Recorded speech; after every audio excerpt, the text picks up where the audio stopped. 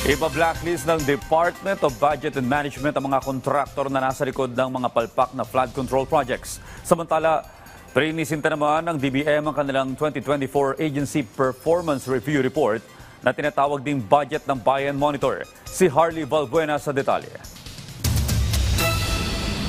Alinsunod sa direktiba ni Pangulong Ferdinand R. Marcos Jr., kinumpirma ng Department of Budget and Management na iba-blacklist na ang mga kontraktor na nasa likod ng maanumalyang flood control projects.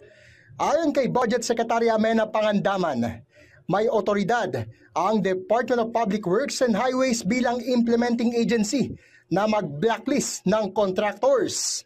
Pag hindi sila nagpa-perform, pag substandard yung project nila, meron yan sa New Government Procurement Act. Yung implementing agency ang kayang mag-blacklist ng mga contractors nila. Malinaw po dyan, may proseso yan kung paano mag-blacklist. Sa ngayon, ay wala pang pinal na listahan ng ipapa-blacklist na contractors dahil gumugulong pa ang investigasyon katuwang ang DPWH at DepDev.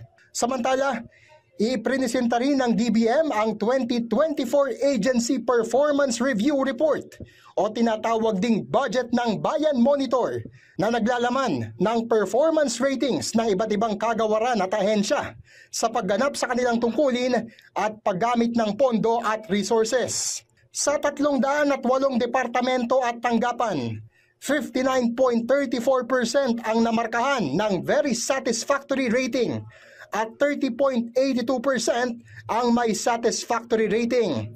4.59% naman ang nagtala ng outstanding performance.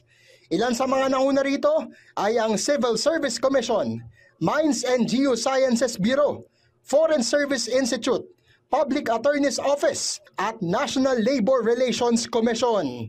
Samantala, 4.92% ang may unsatisfactory rating, habang 0.33% ang may poor performance.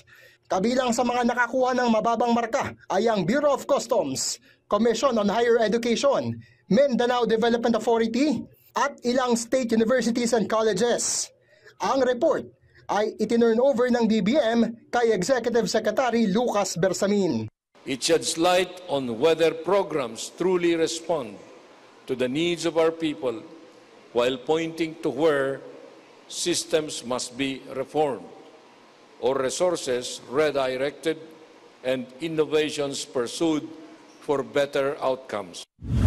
Ang mga ahensyang may hindi magandang performance, aatasan ng DBM na magsumite ng catch-up plans at pwede ring matanggalan o mabawasan ng pondo ang kanilang mga programa at proyekto. Tingnan natin kung saan ba nagkamali. Upuan po natin and kung talagang hindi kaya, siguro baka pwede tanggalin na lang natin yung mga proyekto na yon. Siguro. Ipagpapatuloy ni Pangandaman ang personal na pag-inspeksyon sa malalaking proyekto ng gobyerno, lalo na sa transportasyon at sa flood control, upang matiyak na ang bawat pisong ginagasta ay may magandang resulta at maghahatid ng ginhawa. Harley Valbuena para sa Pambansang TV sa Bagong Pilipinas.